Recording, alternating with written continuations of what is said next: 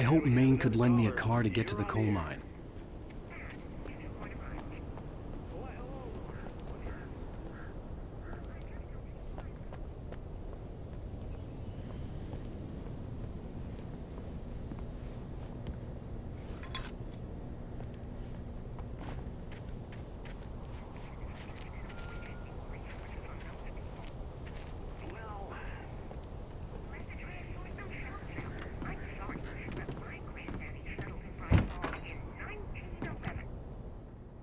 Thank you very much for that compassionate viewpoint, Lorna.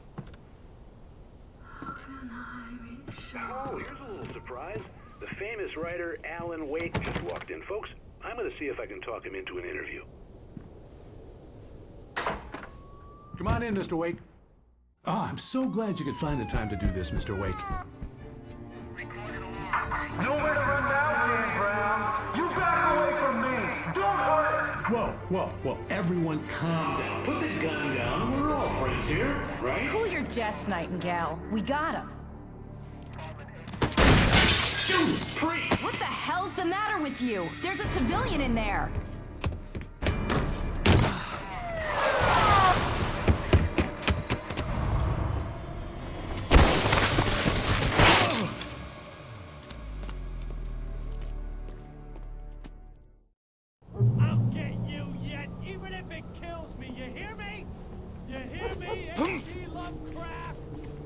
I had fallen off so many cliffs it was ridiculous.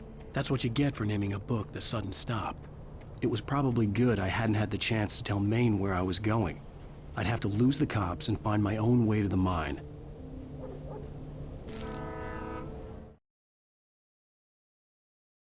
Nightingale stared through the broken studio window into the dark woods. He turned around, started to walk out, but Maine grabbed his arm. "Young man, you almost shot me. You don't shoot off rounds at people like that. What's the matter with you?" Nightingale shook his arm free, marched out. His cheeks burned with rage and humiliation.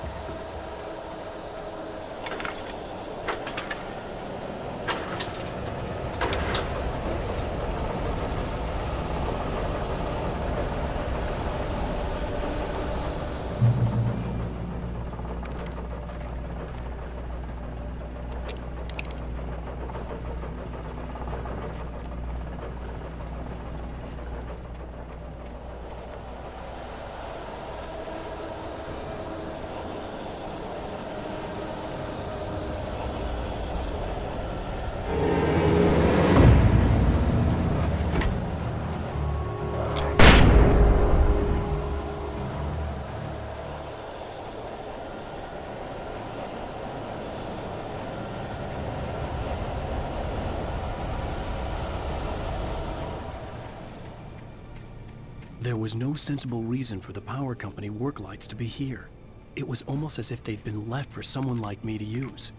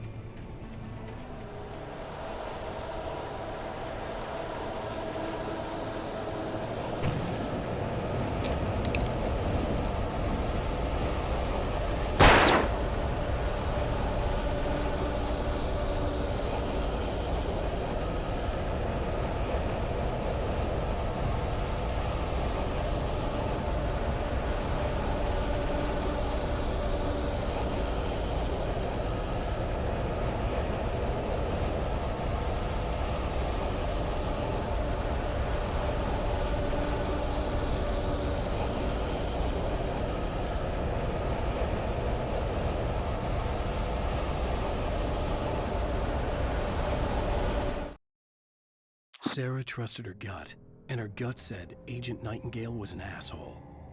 He felt wrong, and it wasn't just the smell of stale booze. It was in the way he flashed his badge, pulled rank, the look in his eyes when he wanted answers. Where was Alan Wake? What was this about an accident? Where was his wife? And most importantly, why did she let Wake go? He wouldn't answer her questions. Federal business was all he'd say.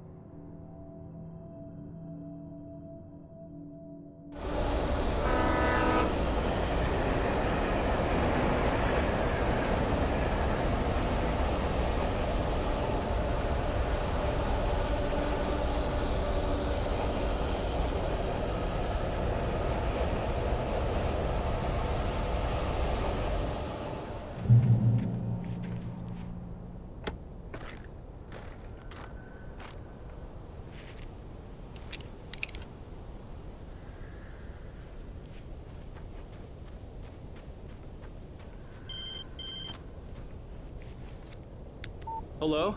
The most stubborn man I've ever met. Alice? Alice? Alan, I'm so afraid. He keeps me in the dark. Please help me. I look at you, Alan, and it's not you. Something else. Looking out from behind your eyes. Alice, I'm here. I'm so alone here. It's all gonna go to hell. You need to be careful. Cooperate. The connection had been terrible, but that wasn't the only thing that hadn't been right with the call. She sounded wrong somehow, but she had called me.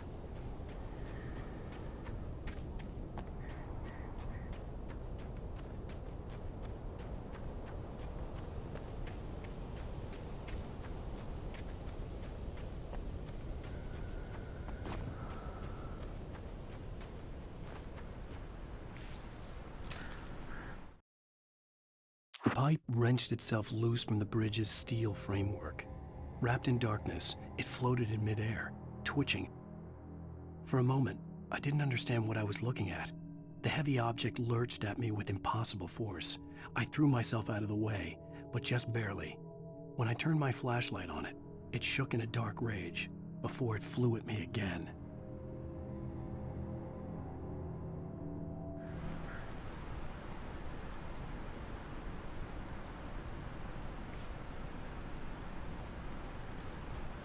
I could see a railway bridge up ahead, and a warehouse of some sort on the opposite shore. I hoped I could find a car from there.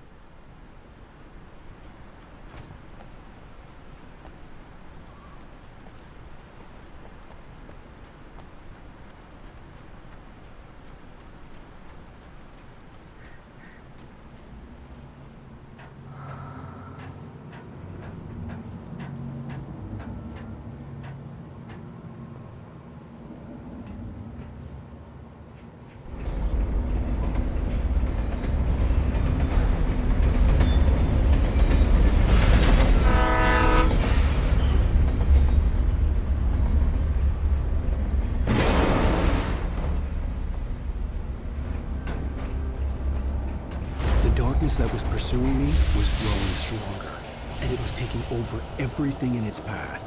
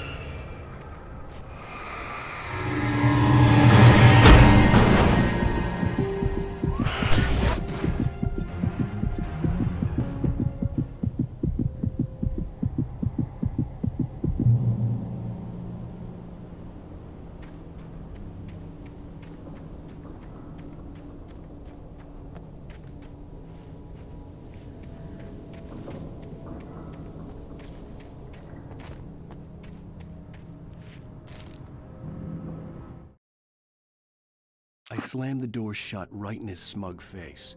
He pleaded for me to open the door. True to form, the asshole actually thought I would obey.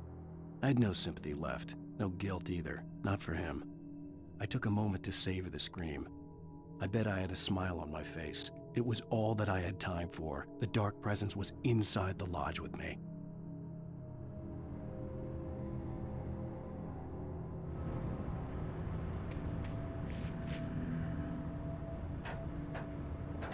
As a teenager, just starting to get interested in writing, Stephen King had been a source of inspiration to me. I thought about all the inanimate objects that had come to life in his books. No one is safe in a good horror story. Certainly not the protagonist. That's what makes them fun. This was anything but. The darkness could possess anything, and it was getting closer.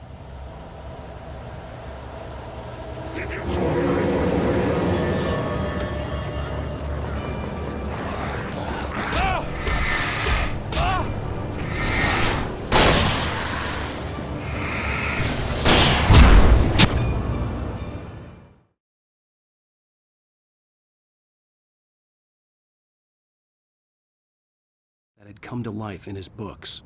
No one is safe in a good horror story. Certainly not the protagonist. That's what makes them fun. This was anything but. The darkness could possess anything, and it was getting closer.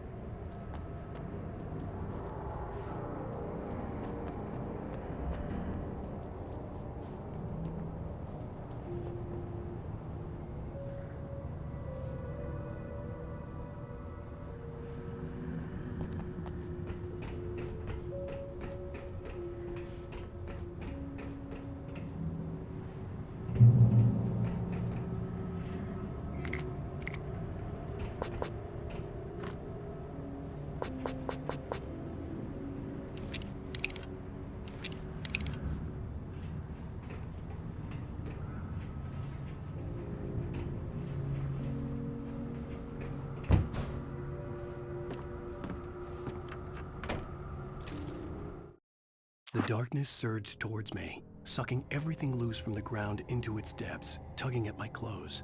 I saw the flare the kidnapper had dropped and threw myself towards it just as I felt my feet leave the ground. The darkness embraced me with the force of a tornado. Somehow I managed to light the flare. The darkness roared and cast me away. I fell toward the dark waters of the lake far below.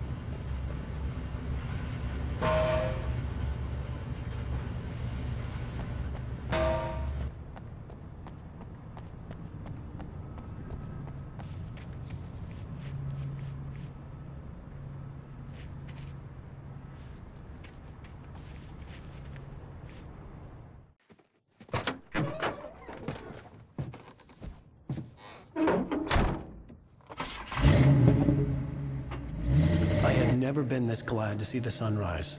I had a couple of hours to get to the coal mine.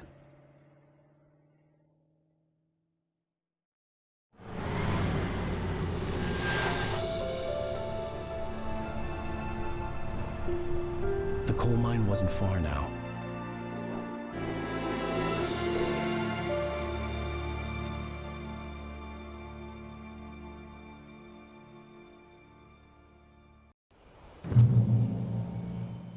Today, I would meet the kidnapper, and he would give me Alice. I wouldn't give him any other choice. A drowning man will clutch at a straw.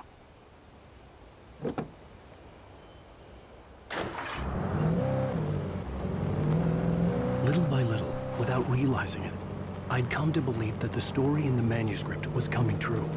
The current of its narrative had taken me deeper and deeper into dark waters. Alice had been taken from me. Barry was probably in jail. I was a fugitive from the FBI. The whole world taken over by the dark presence was trying to destroy me. It all felt real, but it matched a textbook case of insanity.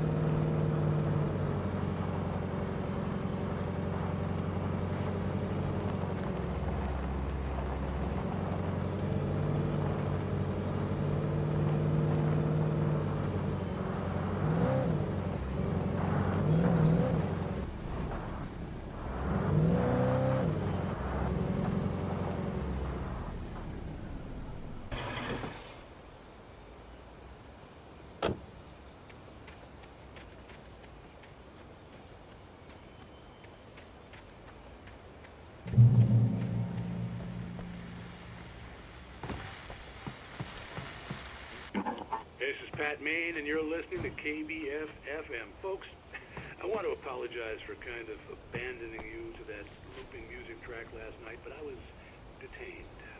You see, I I encountered a big shot G-man with an itchy trigger finger who could use a lesson in manners.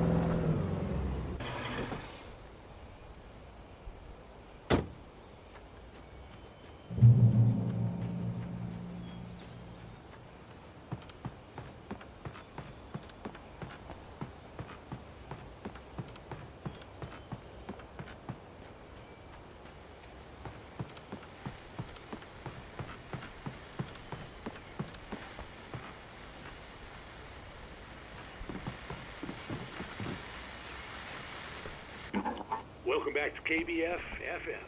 Hope you enjoyed that tune. Now, Doc, you were talking about life and finding that special someone, that soulmate. Well, you were talking about that. I was saying I don't buy it. Well, see, to me that's strange because I always pegged you as a hopeless romantic. You got me there, Pat. But I think love's where you look for it. And you need to do a lot of looking, sure. But the idea that there's that one special person out there for you, and if you miss that chance, it's gone forever and you're forever incomplete. I mean, isn't that depressing? Or, heck, childish even? There's plenty of fish in the sea. And apparently a fisherman has a fishing analogy for everything, but what you're saying, isn't that a little harsh? Well, no. What I am saying is that your potential for finding that connection isn't limited to what's essentially a chance encounter. How is that harsh? Yeah, well, I guess that's a nice thought, but let me say something personal here. Okay. Now, well, I don't disagree with you exactly, but I can't really fit that together with what I feel, what I felt for someone, because she was the one. She was. And I let her drift away from me. Maybe I didn't put in the work, I don't know, but, well, since then, and it was a long time ago, but since then there hasn't been anyone, not like her. And I'm not saying I dwell on her or haven't moved on. I like my life. I'm not living in the past, but I do miss the way she completed me. You can't argue with the heart, Pat. I'm sorry, folks. I had kind of a scary experience last night, and let's just say it's shaken a few things loose.